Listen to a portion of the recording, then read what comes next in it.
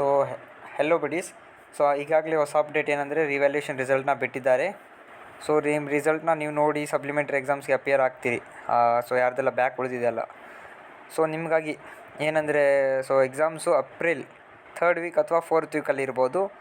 Probably 0 chances May 1st ವೀಕಲ್ಲಿ ಇರೋದು.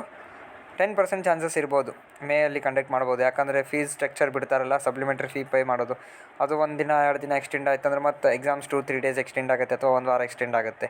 So almost 4th weak ಅಥವಾ 3rd ವೀಕ್ ಆಫ್ ಏಪ್ರಿಲಲ್ಲಿ ಎಕ್ಸಾಮ್ಸ್ ನಿಮ್ಮದು ಇರೋಕ್ಕೆ ಚಾನ್ಸಸ್ ಇದೆ 100%.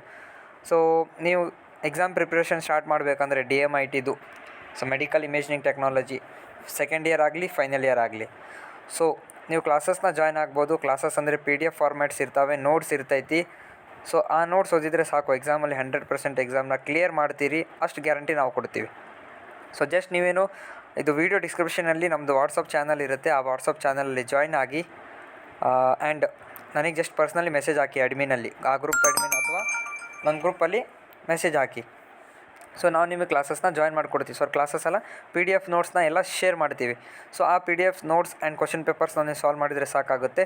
ಎಕ್ಸಾಮಲ್ಲಿ 100% ಅದೇ ಥರ ಪ್ಯಾಟ್ರನ್ಸ್ ಬರುತ್ತೆ ಆ್ಯಂಡ್ 100% ಗ್ಯಾರಂಟಿ ಕೊಡ್ತೀವಿ ಕ್ಲಿಯರ್ ಆಗುತ್ತೆ. ಆ್ಯಂಡ್ ಆ ಕ್ವಶನ್ಸ್ ಬರುತ್ತೆ, ಪಾಸಿಂಗ್ ಆದರೆ ಸಾಕಲ್ಲ ನಿಮಗೆ ಮೇನು, ಸುಮ್ಮನೆ ಯಾಕೆ ಟೈಮ್ ವೇಸ್ಟ್ ಮಾಡ್ತೀರಾ?